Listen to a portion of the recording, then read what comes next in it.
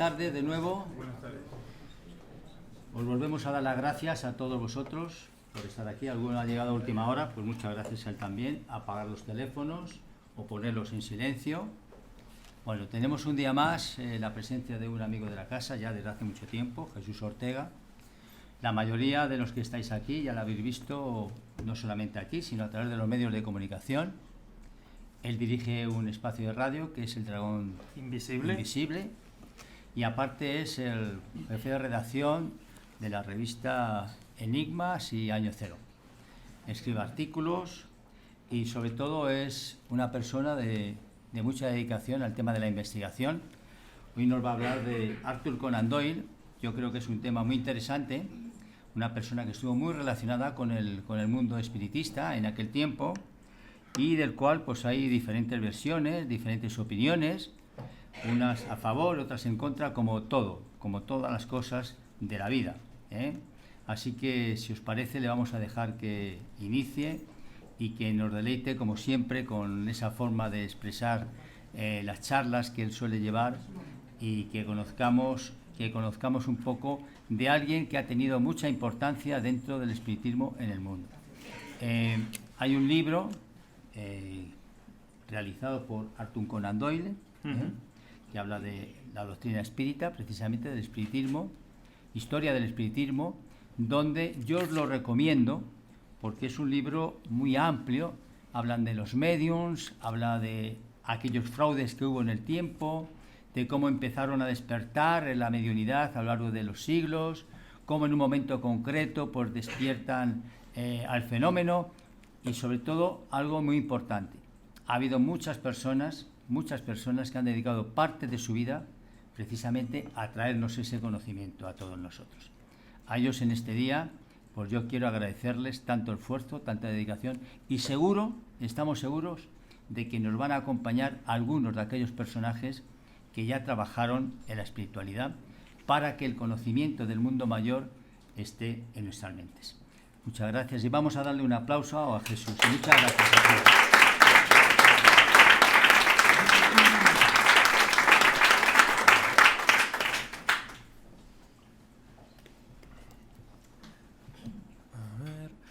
Muy buenas, ¿qué tal?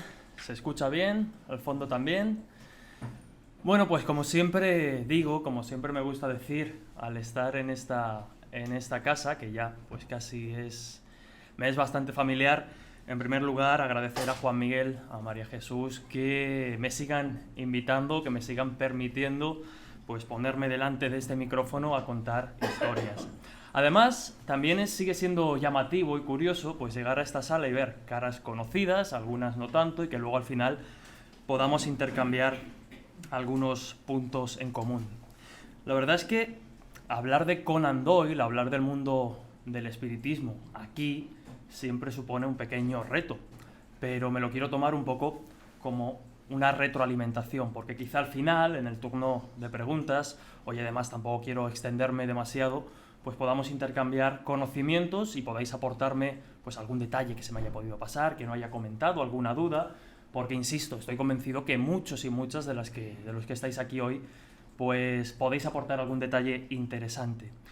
Porque no solo vamos a hablar de la figura de Conan Doyle, aunque sea el vertebrador un poco de esta charla, sino que también nos va a permitir pues hacer un breve repaso, como bien decía Juan Miguel, a algunos personajes y algunas historias pues que están en un siglo que a mí me gusta llamar el siglo de los espíritus, ¿no? Que sería pues desde mediados del siglo XIX hasta bien entrado ya el siglo XX, y en el que se produjo ese boom, esa eclosión del espiritismo. ¿Por qué en ese momento? ¿Por qué no en otro? ¿Y qué pasó un poco para que personajes de la talla de Conan Doyle se sintieran fascinados y atraídos por esta corriente, por esta doctrina? Antes de empezar, aunque vais a ver que lo voy a ir comentando y voy a ir haciendo inciso a lo largo de los próximos minutos, no deja de ser llamativo que Conan Doyle, el creador de la mente más racional, de la mente pues más analítica y lógica quizá de todos los tiempos en lo que se refiere a la historia de la literatura, pues quedará prendado y quedará fascinado de una serie de fenómenos que, si bien en la época tuvieron mucho seguimiento, también tuvieron muchos detractores y muchos que, bueno, pues que intentaban desprestigiarlo, sin mucho éxito podríamos decir, y quizá a lo largo de los próximos minutos vayan surgiendo. Voy a hacer un perfil muy rápido de quién fue Conan Doyle, porque creo que realmente con esa referencia de creador de Sherlock Holmes, novelista, ensayista, incluso pues en el terreno de la poesía hizo sus pinitos, también del teatro. De hecho, su última obra o su última creación con respecto a Sherlock Holmes, con Holmes como personaje, fue precisamente una obra de teatro. Pero básicamente, después iremos dando más detalles conforme vayamos avanzando. Nos encontramos con que nace en el 1859, es decir, unos cuantos años después de que ya se hubiese publicado el Libro de los Espíritus, por ejemplo, de Allan Kardec, de que ya se hubiesen producido los fenómenos que tuvieron como protagonistas a las hermanas Fox, que son un poco pues la mecha que prende, ¿no?, el fuego de lo que después sería el espiritismo y que removería pues los pilares de Europa y del resto del mundo. Tuvo una ajetreada vida, estuvo en África, trabajó como reportero, hizo muchas cosas, pero quizá podríamos definirlo, y lo veremos al final, con la que fue su esquela funeraria en 1830, pues como creador de Sherlock Holmes y sobre todo como médico. Y en la carrera de medicina, cuando él inicia la carrera de medicina, en 1876 aproximadamente, cuando inicia esos estudios, conoce a un personaje muy curioso que es Joseph Bell, y ahora daremos unos pequeños detalles sobre este personaje. Si os dais cuenta, en estos 3 epígrafes, el primero pues básicamente es año de nacimiento, año de la muerte, se menciona a Sherlock Holmes. Su particular creación, el personaje que lo eclipsó y que en cierto modo pues no le tenía tanto cariño como podríamos pensar hoy en día. De hecho, no era un personaje que él quisiese especialmente. Como se comenta ahí abajo, él comenzó a escribir los relatos de Sherlock Holmes para The Strange Magazine, porque bueno, cuando comienza a ejercer la medicina en su propia consulta, como no acude mucha gente, como tiene mucho tiempo libre, pues decide hacer esa incursión en el mundo del relato y crea a ese personaje que, insisto, le daría fama y llegaría a eclipsarlo.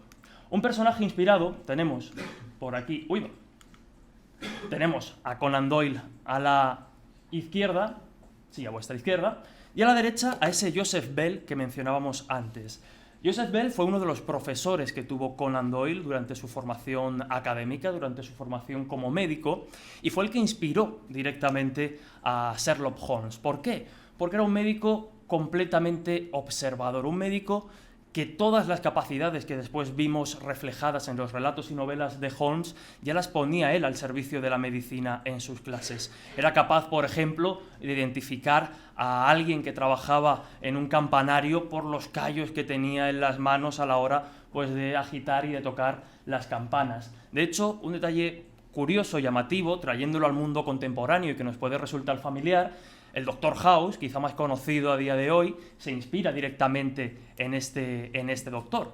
Por lo tanto, tenemos que la inspiración de Sherlock Holmes es un médico, Joseph Bell, y que después en esa famosa serie del Dr. House pues se vería de nuevo recreado en un médico. Hay muchas más curiosidades en esa serie, pero lógicamente no es el tema de la charla de hoy. De hecho, fijaos lo que decía Conan Doyle ya casi al final de su vida. Si hoy nos escuchara, y quizá lo esté haciendo, pues tendría que sentirse algo, no sé si fracasado, pero sí algo molesto, porque él decía que si después de 100 años solo es recordado como el creador de Sherlock Holmes, su vida habría sido un completo fracaso. Y tristemente, es un poco así. Hoy vamos a intentar reivindicar esa otra faceta, la otra gran faceta de Conan Doyle. Él siempre dijo, y al final, si nos da tiempo, veremos una entrevista, la única entrevista que él grabó en vídeo. Hay que recordar que estamos en la época en que las comunicaciones se empiezan a revolucionar con el mundo de la radio, con el mundo también del audiovisual, aunque eso ya le pilló al final de su vida. Y él en esa entrevista, al inicio, que siempre había 2 temas por los que le preguntaban. Uno era Sherlock Holmes y otro era el espiritismo. Hoy no nos vamos a centrar tanto en esa figura del eterno detective, sino que nos vamos a centrar un poco más en su faceta como pues creyente, defensor y divulgador de la doctrina espírita por todo el mundo, porque fueron muchas las giras que hizo alrededor del mundo, por Australia, por África, lógicamente por Europa, Inglaterra, Estados Unidos, divulgando la doctrina espírita. Hasta tal punto, y ahora profundizaremos en ese detalle, que, bueno, hay teorías bastante consolidadas, bastante argumentadas, que hablan de que, teniendo en cuenta que Sherlock Holmes era su personaje más famoso y más rentable, es decir, el que más vendía, el que más dinero le proporcionaba, cuando llegó el momento en el que él decide deshacerse del personaje, decide eliminarlo en ese famoso relato final, en el que se enfrenta al profesor Moriarty en las cataratas o en las cascadas del Reisenbach, y tiene que resucitarlo por la presión ya no solo de los cantidad y los miles de fans que se lo pedían, sino incluso de su madre. Dicen que quizá no pudo ser tanta la influencia de esos fans, sino la necesidad de dinero precisamente para financiar esas giras mundiales en pro de divulgar la doctrina espírita. Pero profundizaremos un poquito más adelante en ello. Cuando hablamos del espiritismo, lógicamente hay que hablar de estas tres mujeres, concretamente dos son las más importantes, que serían Katie y Maggie Fox, y Leah Fox, que sería un poco la más lianta, la que lía un poco más la historia y la que le da un giro de tuerca que nos hace quedarnos con la duda, pero ahora llegaremos a ese punto. No voy a profundizar demasiado en la historia de las hermanas Fox, porque doy por hecho que quien más, quien menos, y más estando pues en esta casa, conoce un poco las desventuras y aventuras de estas tres niñas en la época en la que se inicia el espiritismo moderno, podríamos decir, tal y como lo conocemos hoy día. Principalmente como protagonistas en 1848, en marzo de 1848, en la localidad de Haysville, localidad por llamarla de alguna manera, porque realmente pues era la aglomeración de unas cuantas casas de madera, unas casas muy humildes a las que el matrimonio Fox se traslada, a unos 30 kilómetros aproximadamente, muy cerquita de la ciudad de Nueva York. La familia Fox decide trasladarse allí pues con sus dos hijas pequeñas, insisto, Katie Fox y Maggie Fox, por aquel entonces de 12 y 13 años aproximadamente. Bien, pues la paz de aquella localidad se ve trastocada cuando ese 31 de marzo de 1848 comienzan a escucharse una serie de ruidos sin aparente explicación lógica, una serie de golpes que comienzan a preocupar e inquietar sobre todo a los padres, que no sabían muy bien a qué se debían. En un primer momento, pues deciden recorrer la casa en busca de una explicación lógica para aquellos sonidos sin encontrarla. Los sonidos, los ruidos, los fenómenos se perpetúan en el tiempo durante unos cuantos días hasta que una de las hermanas Fox decide hacer algo aparentemente sencillo, que hasta el momento no se había planteado de aquel modo y que en cierto modo será pues, el inicio, ¿no?, de lo que podríamos entender como la comunicación con el mundo de los espíritus, la comunicación con el más allá. Ante esos ruidos decide pedir a esa presencia, vamos a llamarla así desde ya, que repita los golpes que ella da. Después esto sería conocido en parapsicología como tictología, ¿no?, estos raps, esos golpes. Y efectivamente una de las hermanas pues da 2, 3 golpes y la presencia, esa supuesta inteligencia que aparentemente se estaba manifestando, repite esos golpes. De hecho, voy a ver si soy capaz de encontrarlo, porque mencionaba Juan Miguel antes ese libro que Conan Doyle dedica a la historia del espiritismo y, lógicamente, habla en primer lugar de las hermanas Fox. Y fijaos cómo describía esos primeros fenómenos Conan Doyle en aquel libro. Cada golpe tuvo su eco en otro golpe. Por humildes que fueran los operadores en cada extremo, el telégrafo espiritual, fijaos cómo introduce ya esos conceptos que estaban viviendo, ¿no? Estamos en plena revolución industrial, estamos viendo pues cómo determinados avances comienzan a darse, el teléfono, por ejemplo, y decía que por humildes que fueran los operadores en cada extremo, el telégrafo espiritual había entrado en acción. En el mundo hay muchas fuerzas inexplicadas, pero allí se presentaba una que pretendía tener detrás de sí una inteligencia independiente de las demás. Tal era la suprema significación del fenómeno. Así describía Conan Doyle precisamente esos primeros fenómenos que tuvieron lugar en el hogar de los Fox. La cosa fue a más, la expectación fue creciendo, los vecinos, lógicamente, pues llegaron rumores de que en la casa de los Fox se producían este tipo de fenómenos, y al primero o al segundo día fueron 2 o 3 los curiosos, al siguiente 7, 8, hasta que fueron decenas, y el rumor corrió como la pólvora. En aquel momento, insisto, podríamos decir que se inició la moderna comunicación con el mundo de los espíritus.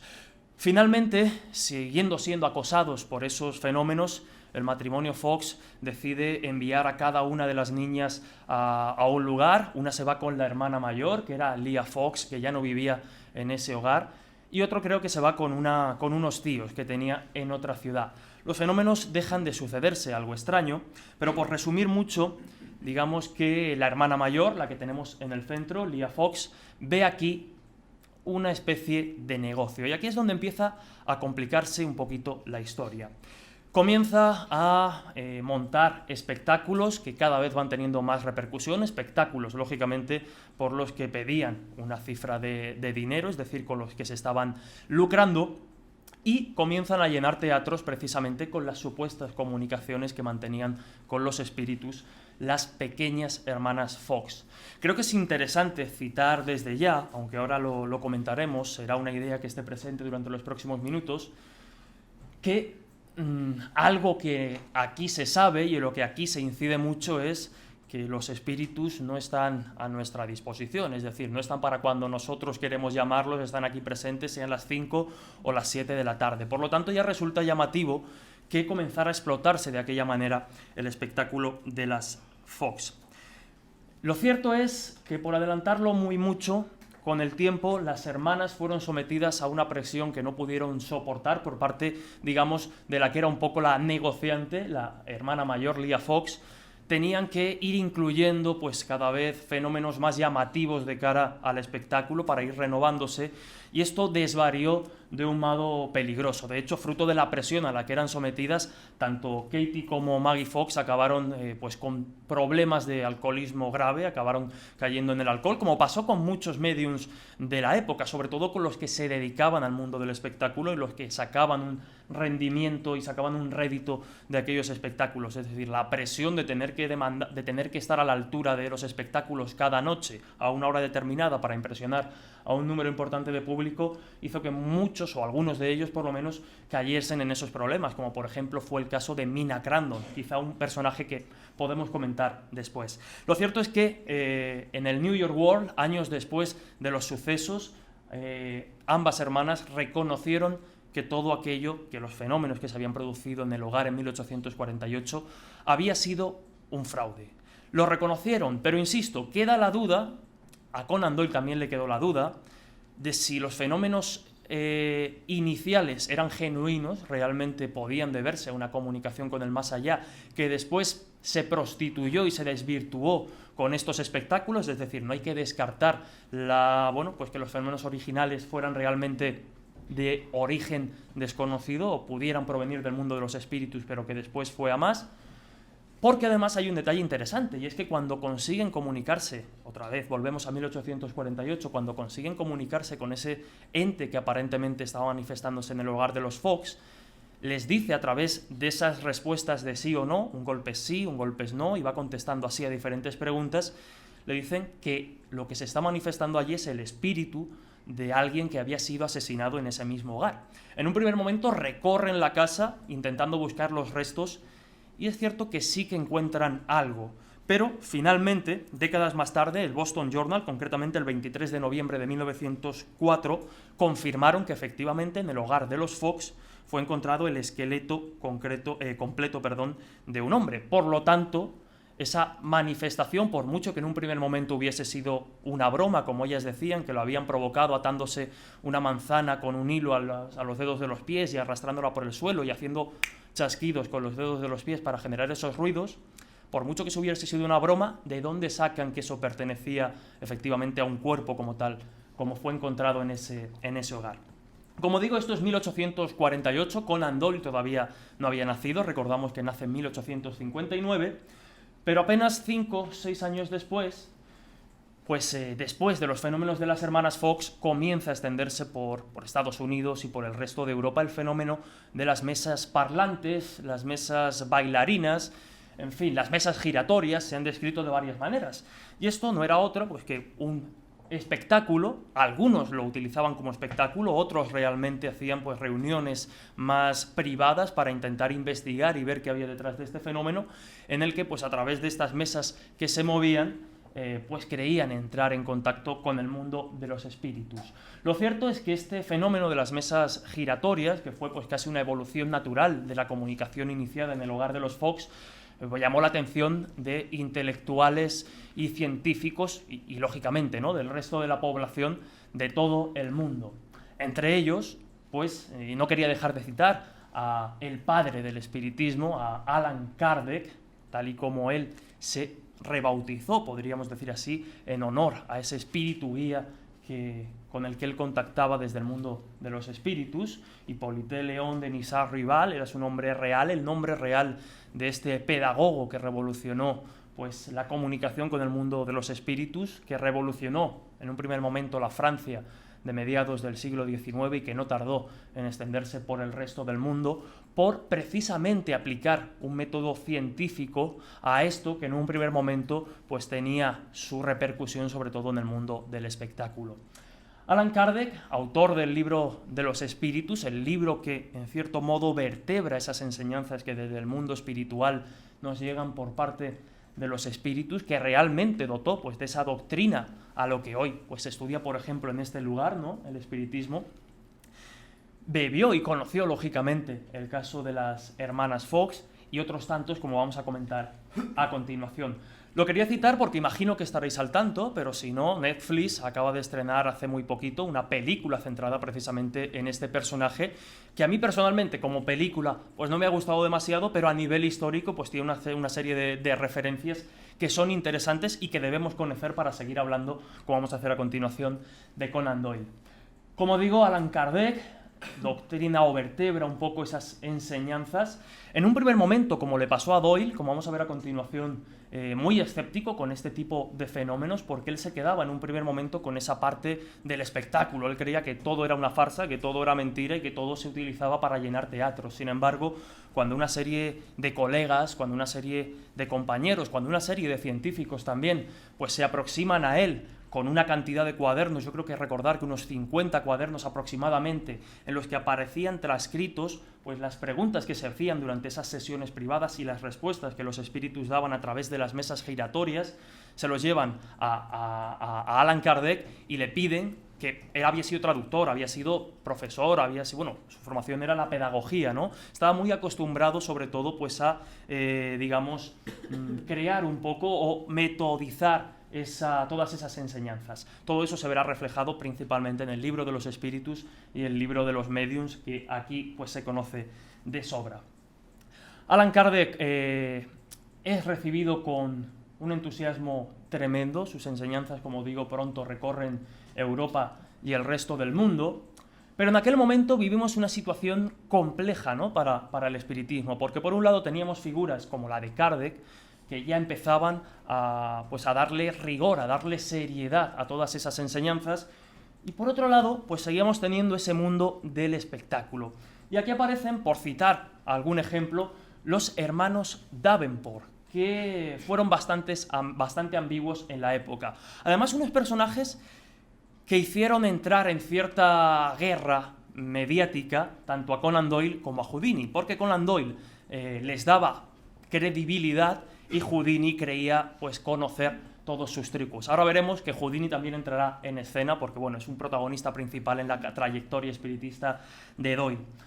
Cito a los hermanos Davenport porque lo cierto es que ellos nunca llegaron a aclarar si lo que se producía en sus espectáculos era de procedencia realmente del mundo espiritual o, sin embargo, era fruto de sus conocimientos en ilusionismo. Ellos nunca acabaron de posicionarse y eso generó cierta discrepancia y cierta polémica. Es decir, al no mojarse, al no revelar si lo que pasaba en esos armarios espiritistas era fruto, pues vamos a decir, de capacidades sobrenaturales o fruto de capacidades ilusionistas, hizo que la prensa hablase mucho de ellos. Pero lo cierto es que tanto Ira Erastus y William Henry Davenport, el nombre de ambos hermanos, el espectáculo consistía, y aquí se ve muy bien reflejado, pues en esa cabina de 1,80 por 2 metros, dividida en 3 estancias. A cada uno de los extremos se metía uno de los hermanos y en el medio pues se metían una serie de instrumentos, violines, trompetas, guitarras. Lo que hacían antes de comenzar el espectáculo era pedir pues a alguno de los asistentes que los ataran fuertemente de pies y manos, de una manera en que no pudiesen desatarse. De hecho, los escépticos de la época, con mucha mala leche, llegaban a apretarlos tan fuerte y con nudos pues tan complicados que llegaron a provocarles heridas, ¿no?, en las muñecas y en los pies de la rabia que tenían de que no saliese, vamos a decir, el fenómeno. Bien, cuando ya estaban atados de pies y manos, se cerraban las puertas de este armario, quedando tan solo, digamos, vistos por una pequeña ventana en forma de diamante, y los instrumentos comenzaban a sonar. Claro, ¿cómo sonaban estos instrumentos si ambos hermanos estaban atados de pies y manos? Una evolución del fenómeno, que después fue pues replicado por muchos ilusionistas y mediums de la época, cada uno para sus intereses, era que alguien del público se introdujese en el centro en la cabina del centro. Cuando se cerraban las puertas, se apagaban las luces, empezaba a ser tocado, vamos a decir, violentamente por manos aparentemente invisibles, y cuando terminaba el espectáculo se abría y aparecía pues ese pobre o ese incauto espectador despeinado y un poquito maltratado. Pero citaba a los hermanos Davenport precisamente por eso, porque fueron unos de los que más llamaron la atención de Conan Doyle cuando comenzó a sentir interés por estos fenómenos. Tuvieron repercusión sobre todo en la década de los 60, es decir, Conan Doyle todavía era un niño, pero lógicamente sus espectáculos y su trayectoria continuó años después. Como digo, al igual que pasó pues, con Kardec y con muchos intelectuales de la época, la actitud inicial de Conan Doyle cuando se veía atraído por esta clase de fenómenos, ya no tanto atraído, sino simplemente fascinado, ¿no? Estamos viendo que era un fenómeno que estaba en boga, que estaba de moda en aquella época, y por tanto Doyle, como hombre de letras y de ciencia, ¿no?, recordemos que era médico, pues se siente atraído. Pero hay una serie de condicionantes, hay una serie de factores que influyen, ¿no?, una serie de condicionantes en la personalidad de Conan Doyle que influyen después en esa conversión, podríamos llamar, que él va sufriendo desde el escepticismo más radical hacia la creencia y la defensa del espiritismo como doctrina real y como doctrina que desde luego pues venía a ayudar al mundo. En un primer lugar, la formación que él sufrió de niño, una formación muy severa, muy estricta, con jesuitas, una formación católica que en cierto modo le hizo rechazar un poco la institución eclesiástica, pero nunca la idea de Dios o la idea de un ente o de una inteligencia superior, algo que después se vería refrendado en su creencia. Cuando él comienza a percibir, a descubrir esta clase de fenómenos, tenemos que tener en cuenta, y es una de las claves de que en aquel momento triunfase, ¿no?, y las doctrinas del mundo espiritista pues calasen hondo en la sociedad, y es la necesidad de sustituir el vacío de la religión con otros objetos, ¿no?, con otro objeto de fuerte contenido espiritual. Y antes decíamos que estamos en una época realmente interesante, revolución industrial, la ciencia comienza a ganar terreno a pasos agigantados a la religión, a la fe. Nos encontramos con máquinas de vapor, con teléfonos, con que es posible hacer una llamada a kilómetros de distancia y hablar con una persona cuanto antes eso era impensable. Es decir, estamos viendo cómo el mundo de la ciencia pues revoluciona la mentalidad social. Y no solo eso, sino que el espiritismo, como estamos viendo, ya sea pues a través de los espectáculos, que quizá llegaba más pues a la masa social o a las clases sociales más bajas, y luego las investigaciones que se realizaban en esos círculos pues más privados, quizá de la más alta sociedad, ¿qué nos ofrece el espiritismo que no nos ofrece, por ejemplo, la religión? Está en cierto modo democratizando el más allá. Hasta entonces las religiones convencionales, en primer lugar, o podríamos hablar principalmente, estando en el mundo occidental, de la religión católica, el intermediario entre ese más allá, entre ese paraíso y el mundo terrenal, era el cura, el sacerdote, el obispo, esa persona, digamos, pues que había estudiado, que se había preparado. Sin embargo, con el espiritismo vemos, a través de sus diferentes métodos, porque en aquella época ya no solo estaba la tictología, ya no solo estaban las mesas giratorias, ya no solo estaba pues ese telégrafo espiritual al que se refería Conan Doyle, sino que también nos encontramos, por ejemplo, que un poquito más adelante nace la Ouija. Es decir, desde nuestra propia casa, a través de una medium o despertando nuestras capacidades sensitivas, éramos capaces de comunicarnos con esos espíritus. Hasta entonces, eso era algo que había sido, digamos, pues un conocimiento o una capacidad única y exclusiva de esos sacerdotes. Tenías que ir a la iglesia, confesarte, yo he hablado con Dios, te perdona, rezar. Sin embargo, el espiritismo democratiza un poco esa idea de más allá y la lleva al resto de mortales. Richard Wiseman, uno de los psicólogos que más ha investigado en el tema de lo paranormal, siempre dice que el triunfo precisamente del espiritismo es en traer, en una época en la que nos estamos enfrentando a esa revolución científica, en darnos pruebas empíricas, es decir, pues bien a través de la mesa que se mueve o bien a través de la planchette que se mueve en la Ouija, de que el más allá existe. Es decir, lo que las otras religiones, lo que las otras creencias solo nos ofrecían como una promesa, el espiritismo no lo trae a la mesa de nuestra casa. Es decir, estamos comprobando que hay algo más allá. Sin embargo, centrándonos ya en la figura de Arthur Conan Doyle, él ya va viendo, como digo al principio, ese escepticismo inicial que a él le genera rechazo, que no cree para nada en este tipo de fenómenos que se dan por los teatros o por las sesiones privadas, comienza a ver que hay una serie de intelectuales, que hay una cantidad de profesores de universidad y de científicos de alto nivel que sienten interés por este tipo de fenómenos, y no solo sienten interés, sino que los investigan y están llegando a ciertas conclusiones. Eso empieza a hacer mella en su mentalidad. Y uno de esos primeros tratados o uno de esos primeros libros que le llaman la atención es Las reminiscencias del juez Edmonds. Edmonds era un miembro, como aparece ahí, de la Suprema Corte de Justicia de Nueva York. Es decir, no era un mindundi que estaba haciendo negocio, que estaba haciendo un espectáculo cada noche en el teatro, sino que era realmente alguien formado, alguien que no tenía por qué dar credibilidad a estos fenómenos, y escribe un libro bastante llamativo en el que él básicamente cuenta su experiencia hablando con su esposa ya fallecida, a través pues, de estos métodos de contacto con el más allá, y en ese libro, en Las reminiscencias del juez Edmond, describe las conversaciones que mantiene con su esposa fallecida durante años. Esto ya despierta un poco la curiosidad de Conan Doyle. De hecho, siempre se ha pensado que el interés de Conan Doyle en el espiritismo viene fomentado por la pérdida de uno de sus hijos durante la Primera Guerra Mundial.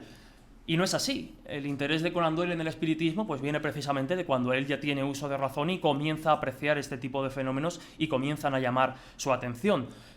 Un detalle importante que no he comentado es precisamente que en el origen del espiritismo nos encontramos dos fenómenos que sacuden. Por un lado, la sociedad americana, como es la Guerra Civil Americana, a mediados de los 60, y después, más adelante, ya en pleno siglo XX, la Guerra Mundial.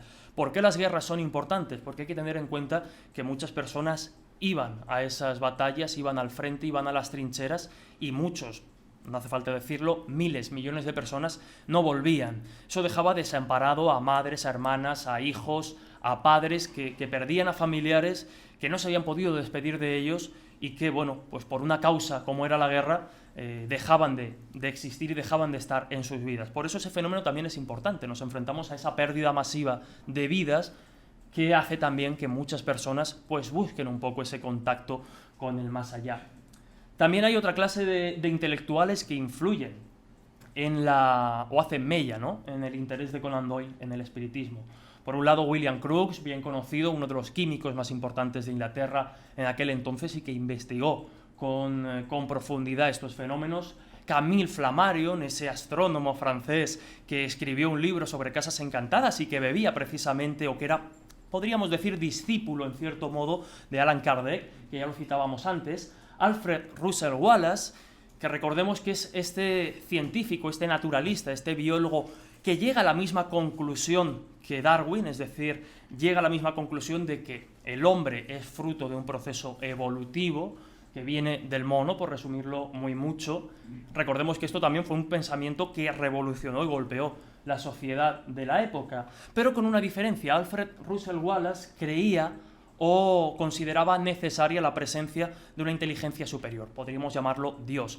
Darwin no lo consideraba tanto, Alfred Russel Wallace sí que metía ese elemento en la ecuación, pero bueno, digamos que Darwin llegó antes con la publicación, una serie de desventuras hicieron que la publicación de Darwin llegase primero y se le atribuye a él, ¿no?, ese descubrimiento de la teoría de la evolución, pero lo cierto es que Wallace con sus investigaciones también había llegado a esas conclusiones.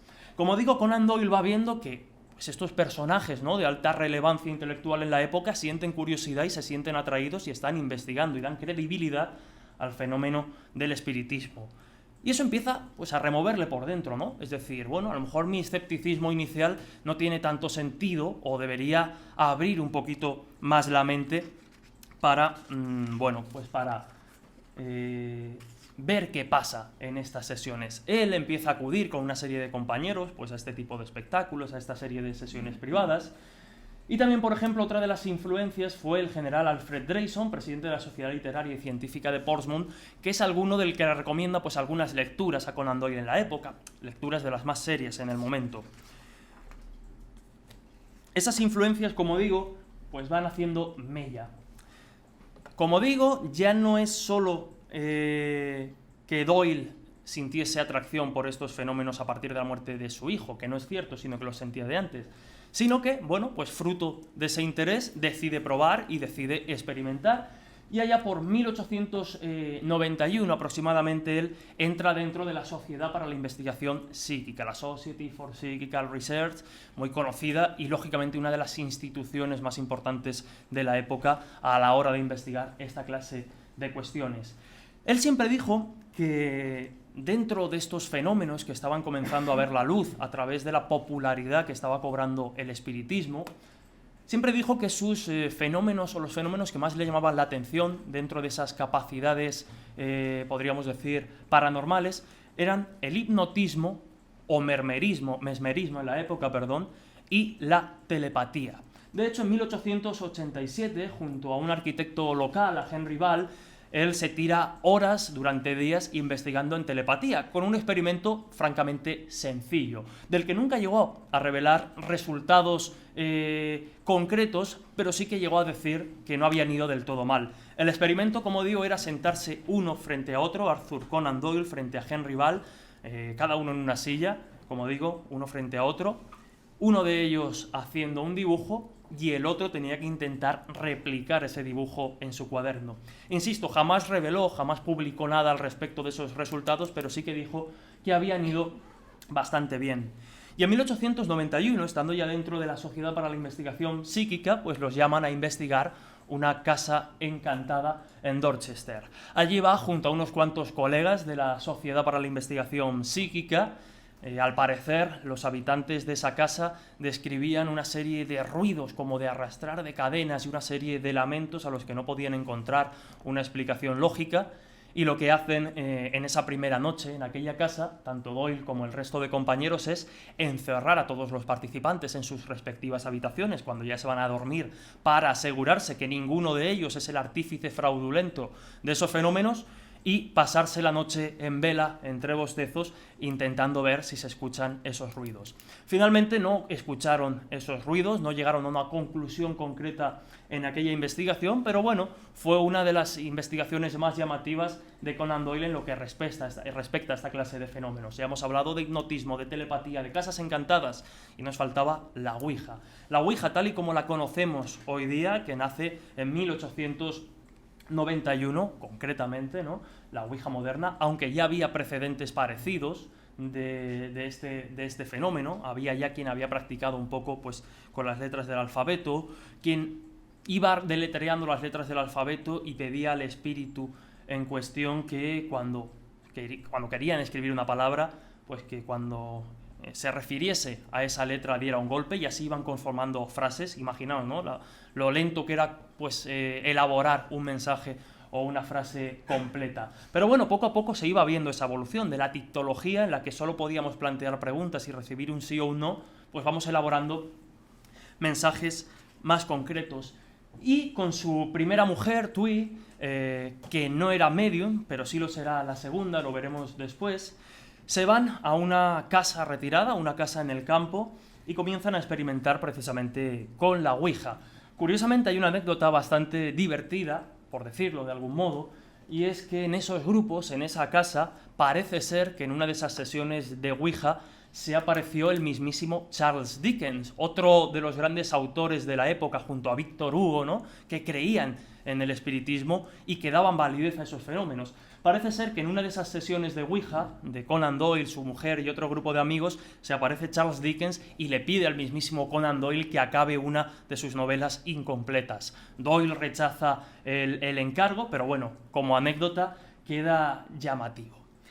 Y en una de esas sesiones se produce un fenómeno que llama mucho la atención de Doyle y que en cierto modo es el que condiciona o pulsa la tecla para que, bueno, empiece a creer y empiece a ceder el escepticismo, empiece a ceder terreno a la creencia en este tipo de fenómenos, a la creencia y a la defensa de este tipo de fenómenos.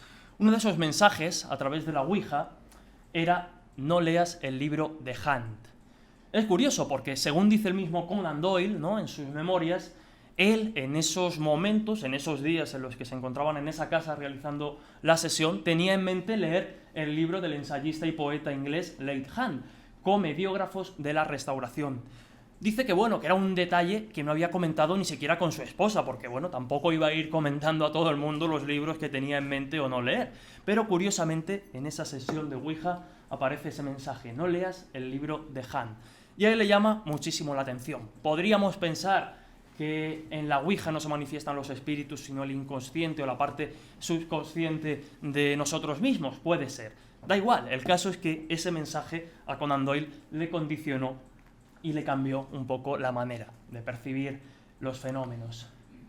De hecho, a raíz de ese mensaje, él manda su primera carta, en este caso a la revista Life, una de las revistas espiritistas de la época, y da su primer mensaje abierto, digamos, abierto relacionado con el espiritismo. Ahí he puesto un extracto, pero el mensaje, o parte de esa carta que, insisto, él manda a la conocida publicación espiritista, Life, es: para el humilde investigador, desconfiado de sí mismo y atado a los prejuicios de una educación conservadora, no sirve de nada hablar de psicografía, materialización o fenómenos avanzados si no se obtiene alguna prueba que esté más allá del alcance de su propia experiencia personal y que sea lo suficientemente convincente como para hacerle cuestionar sus propios valores. Y ahora viene el extracto que he puesto en pantalla porque realmente me parece muy llamativo, que dice: después de sopesar la evidencia, no podía dudar más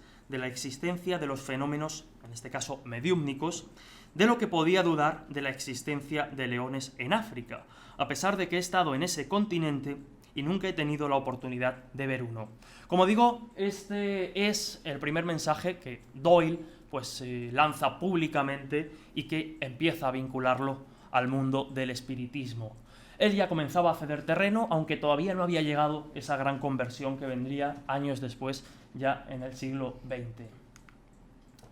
Como digo, y antes ya mencionábamos ese pequeño detalle, el problema final, 1893, después del enorme éxito que a través de los relatos y novelas de Sherlock Holmes, aparecidos en The Strand Magazine, pues había cobrado el personaje, Conan Doyle ya estaba cansado, él se quería dedicar a otras cosas. El público le demandaba mucho Sherlock Holmes, pero él tenía pues otras ideas. Decíamos al principio que no es su única creación, era ensayista, era poeta, escribió otra clase de novelas.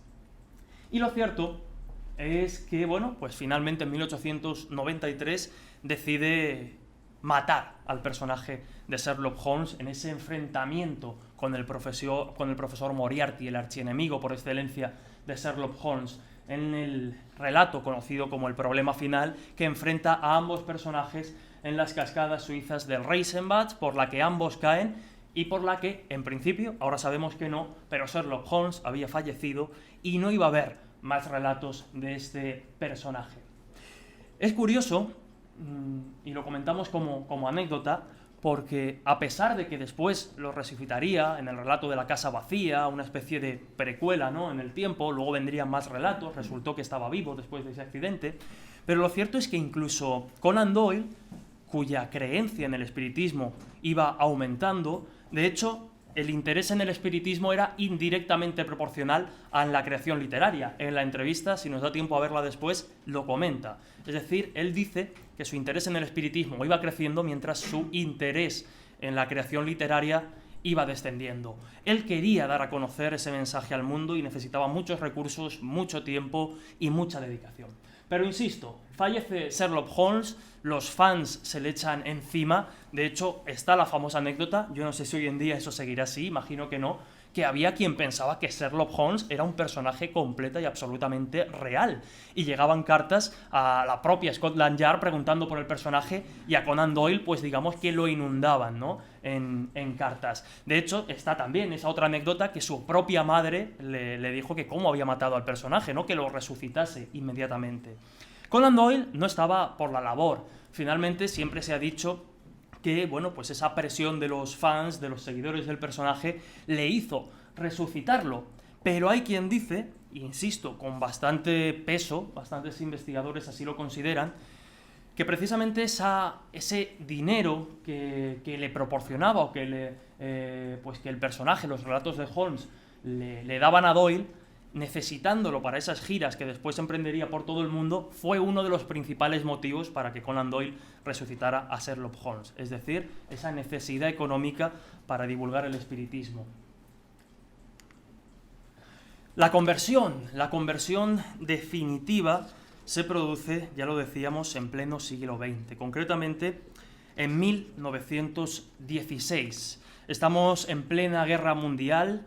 Conan Doyle asiste a la pérdida de su hijo, de su hermano pequeño, de 2 de sus cuñados, de 2 de sus sobrinos, y lo decíamos antes, siempre se ha dicho que esos fueron el motor principal o fue la mecha que prendió el interés de Doyle en el espiritismo. Ya hemos visto que no, que viene de mucho antes, que viene de bastante antes, ¿no?, cuando él ya tenía curiosidad por esos otros fenómenos derivados de esa creencia. Pero finalmente, como digo, es en esa época cuando a él se le produce finalmente la conversión, y cuando ve también pues que la preocupación o la desolación de muchas familias que están perdiendo pues a cantidad de parientes en las trincheras, él empieza a ver en la ayuda, ¿no?, el bien que puede hacer la divulgación de la doctrina espiritista por el mundo. Él ya estaba prácticamente convencido, ya no lo negaba. De hecho, ya había comenzado a introducir en sus novelas y en algunos de sus ensayos pues estas ideas, y finalmente es ahí cuando, insisto, se decide a comenzar sus giras, por ejemplo, por Australia o por África. Y cuando él ya finalmente se revela como un completo creyente en el espiritismo, ya no solo completo creyente, sino probablemente uno de sus máximos representantes de cara al público, es cuando empiezan a surgir los enemigos. He puesto la foto de Arthur Conan Doyle junto a Harry Houdini, probablemente el escapista más famoso de todos los tiempos, que curiosamente no fueron enemigos hasta un fenómeno, hasta un momento muy concreto. Todo lo contrario, eran muy amigos.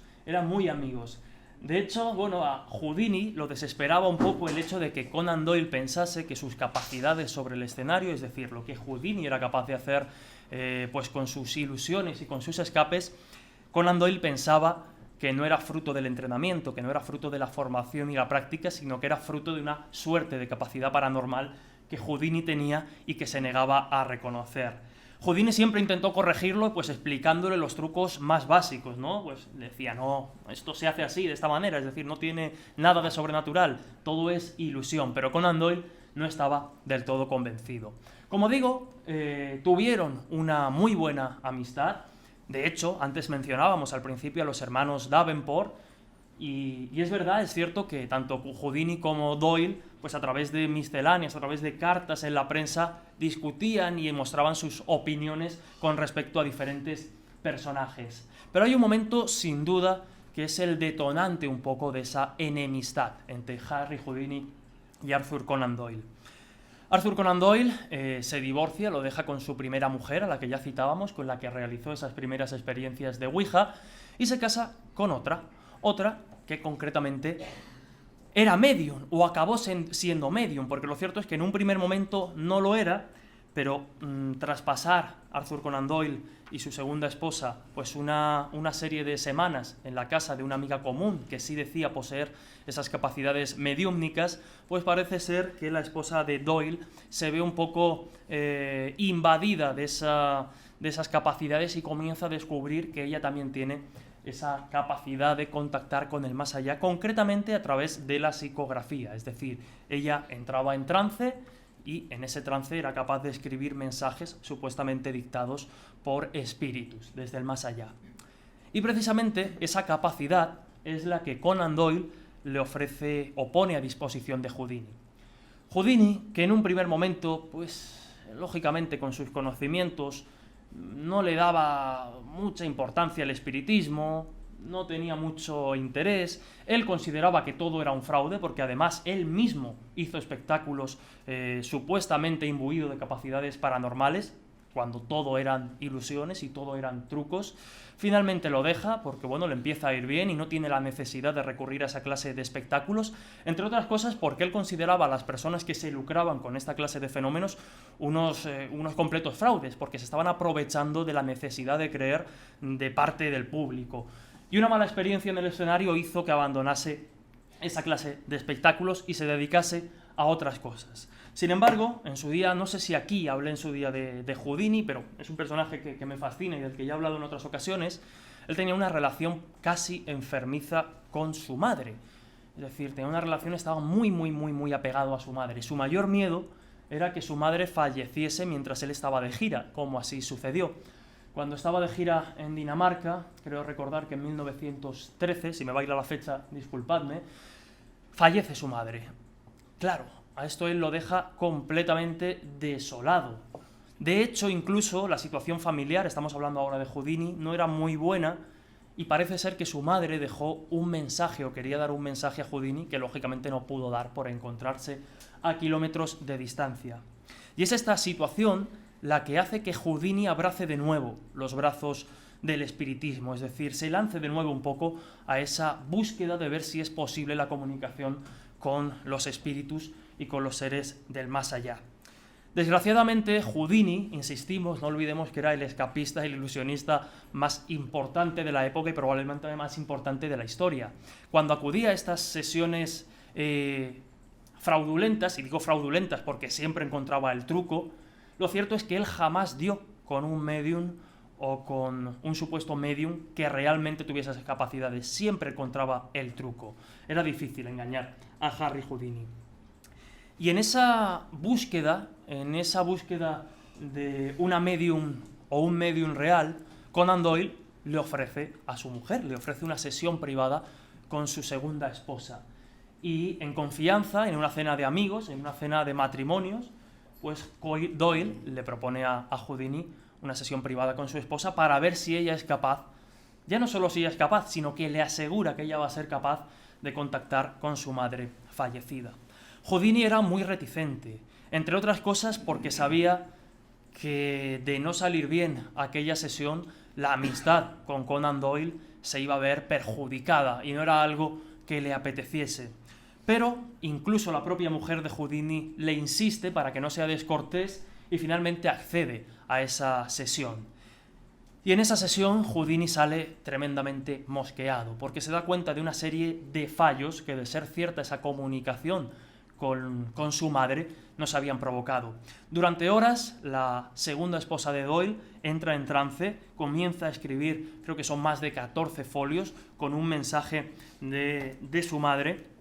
De hecho, lo he señalado aquí, aunque veo que el tiempo es justo, pero, por ejemplo, ese mensaje o esa carta supuestamente dictada desde el más allá por la madre de Houdini y transcrita en el más acá por la esposa de Doyle, decía, o comenzaba así: «Oh, cariño, gracias a Dios, al fin contacto contigo.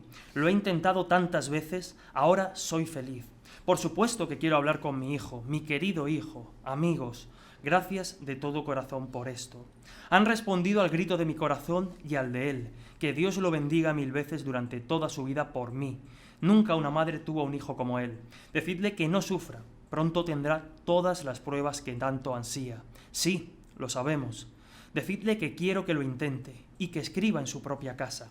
Será mucho mejor». La carta, como digo, se extiende durante unos cuantos, bastantes folios, y básicamente podría resumirse pues como un resumen más o menos de lo que eran pues las líneas principales de la doctrina espírita. Es decir, existe el mundo de los espíritus, aquí los espíritus tienen la oportunidad de seguir evolucionando, de seguir creciendo, de seguir aprendiendo, incluso de seguir ayudando, ¿no?, a los que nos quedamos en este plano. Pero al margen del contenido de la carta, son varios los detalles que a Houdini no le cuadran. Uno de ellos, que curiosamente el día en el que realizaron la sesión era su cumpleaños. Y a él le llamó la atención pues, que en esa comunicación que supuestamente había establecido la esposa de Doyle con la madre de Houdini no hiciera referencia al cumpleaños. Otra de ellas es que la carta venía acompañada de una cruz cristiana. Curioso cuando la familia de Houdini era judía, algo que le llamó la atención. Y otra de las cosas que llamaron la atención y por las que él dio la carta como un fraude, o esa sesión como un fraude, era que la carta estaba escrita en inglés, cuando su madre jamás había aprendido a hablar el idioma. Si nos ponemos puristas, aunque no es el momento, bueno, podemos entender que en ese mundo de los espíritus, al producirse esa evolución y ese aprendizaje, la comunicación, aunque el idioma sea distinto, sería posible. Pero insisto, en este caso, en este momento, nos da igual. Lo cierto es que Houdini sale muy cabreado y a partir de ahí es cuando empieza su cruzada completa y absolutamente violenta contra el mundo de los espíritus y comienza su enfrentamiento directo con Conan Doyle a través de una serie de cartas en los periódicos que desde luego son bastante llamativas. Al final daré una serie de referencias para si queréis tener más información pues podáis encontrarla con respecto a esas cartas y ese tipo de mensajes. Hay otro personaje, lógicamente, me vais a permitir que beba agua.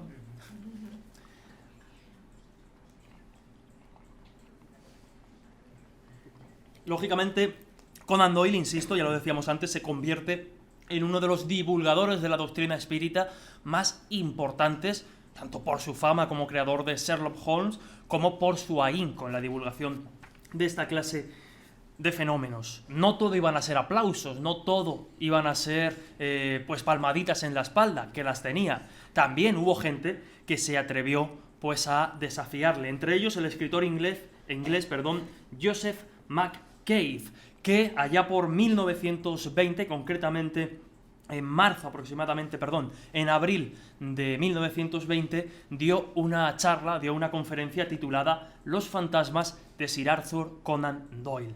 Con el máximo de los respetos por su capacidad como literato, como escritor, pero atacando o criticando la ingenuidad y la falta de sentido crítico de Conan Doyle por creerse, por dar fe y por atestiguar esta clase de fenómenos.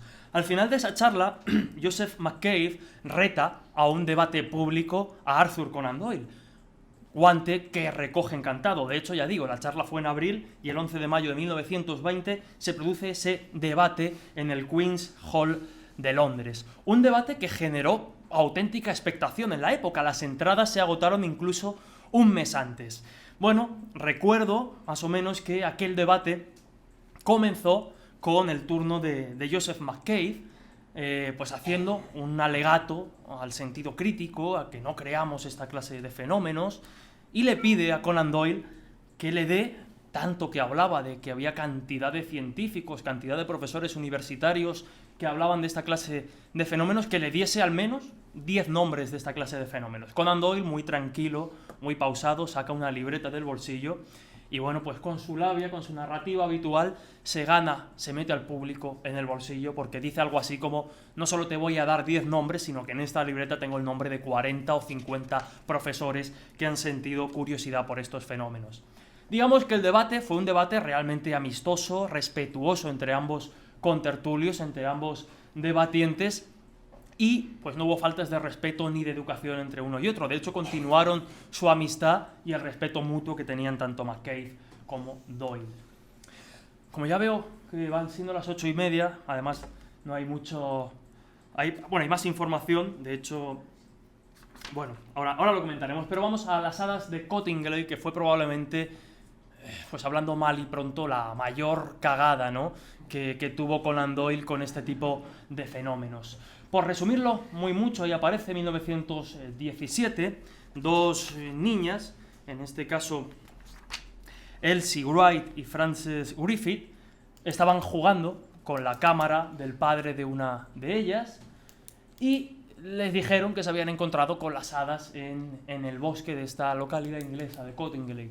Lógicamente nadie las creyó, y lo que hicieron fue, pues, ¿para qué vamos a mantener el misterio? Este fraude, ¿no? Recortaron directamente de un libro de dibujos, de un libro de cuentos, estas hadas que vemos aquí, y con la cámara hicieron las fotografías. Lo cierto es que los negativos se analizaron y no fueron capaces de encontrar el truco, porque las hadas, como tal, aparecían en la foto. Tardaron mucho, bueno, fueron muchos los escépticos de la época los que lógicamente no le dieron mayor credibilidad a este fenómeno. Sin embargo, hubo quien sí se la dio hasta el final de sus días. En este caso, uno de ellos fue Arthur Conan Doyle. Años más tarde, creo que además pues, debió ser por la década de los 60, cuando una de estas niñas contaba ya con una avanzada edad, desmintió y confirmó lo que muchos ya sospechaban, que se trataba de un fraude intencionado. Lo que pasa es que en esa entrevista la niña dijo que, claro, ¿cómo iban a desvelar en la época que se trataba de un fraude? Que quién iba a dejar en evidencia o a dejar mal al creador de Sherlock Holmes, a Arthur Conan Doyle. Como digo, Doyle, que en un primer momento, y yo creo que es paradójico, ¿no? Lo decíamos al inicio, la mente o el creador de la mente más racional de todos los tiempos, acabó con una creencia absoluta y, podríamos decir, delirante, ya no en el espiritismo, sino en todos los fenómenos que lo rodeaban, dando validez pues, a fenómenos o a historias como las hadas de Cottingley. Él decía, y ahora creo que podemos ver la entrevista un poquito, él ya no es que solo se convirtiese o que sus intenciones fueran positivas, ¿no? Intentar llevar la doctrina espírita, sino que, bueno, la verdad es que llegó a un punto excesivo. Es curioso porque en aquellos tiempos que la radio, por ejemplo, comenzaba también a cobrar fuerza, él pensaba o intentó incluso obtener la voz de los espíritus a través de la radio. Bueno, ahí está uno de los libros que dedicó al espiritismo, también está La misión vital, bueno, hay unos cuantos, ¿no? Incluso en las novelas, pues también introdujo algunos de estos elementos. Pero ya para terminar, ¿no? Y dejando, insisto, esa paradoja que a mí es lo que más me llama la atención del personaje, ¿no? Cómo la mente o cómo el creador de la mente más racional de todos los tiempos acabó con una creencia absoluta, certera o no, pues bueno, es llamativo. Pero insisto, fijaos su lápida, ¿no? O la esquela que publicó United Press el 7 de julio de 1930, cuando fallecía Sir Arthur Conan Doyle a los 71 años. Fue por una enfermedad cardíaca y terminaba, aunque sí, aparte de decir Sir Arthur Conan Doyle, creador de Sherlock Holmes y espiritista notable, terminaba: aunque Sir Arthur había tenido problemas de salud desde hacía algún tiempo, las molestias no le impidieron hacer su trabajo y hasta el final su entusiasmo por la investigación psíquica fue inagotable. Y ahora ya sí que sí, simplemente para el que quiera obtener más información, pues yo recomendaría la biografía de Arthur Conan Doyle escrita por Eduardo Camaño, que probablemente sea de las pocas, pero seguramente la más completa, editada en castellano, editada por Almuzara. Camaño escribió en su día la única biografía en castellano de Houdini y después hizo la de Conan Doyle. Yo creo que ambas se complementan perfectamente para comprender ya no solo a los personajes, sino también para comprender un poco la época y el origen del espiritismo. Y luego la Felguera Editores tiene otro libro, Sherlock Holmes contra Houdini, Arthur Conan Doyle, Houdini y el mundo de los espíritus, que ya no es tanto un ensayo, pero sí que incluye pues, muchas de esas cartas que se han mencionado, muchas de esas cartas que se intercambiaban en los periódicos y muchos datos transcritos pues, por primera vez al castellano que hasta entonces no hay en otros libros. Luego la historia del espiritismo de Arthur Conan Doyle la podréis encontrar pues, en Todo Colección o en Iberlibro, librerías de viejo, e incluso yo hace no mucho compré la novela El País de la Bruma de Conan Doyle, en la que ya introduce directamente los conceptos del espiritismo, y aunque es una novela pues que lógicamente no se encuentra en Amazon, no es excesivamente cara de localizar en este tipo de páginas. Y ya sin más, como veo que va siendo tarde, pues muchísimas gracias como siempre por la atención y espero no haber aburrido demasiado. Gracias.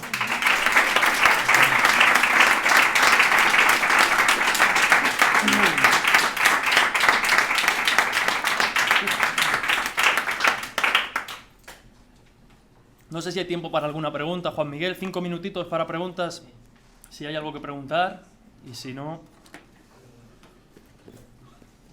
no veo ánimos por aquí. Por allá. No sé si con esto quizás mezcla las horas con las merinas, que vamos a intentar. Vamos a ver. Según Jesús, Sí. tu percepción, el que coincidiese este despertar del espiritismo en la época que tocó, que coincidía con la revolución industrial y los descubrimientos, ¿podría estar ligado una cosa con la otra?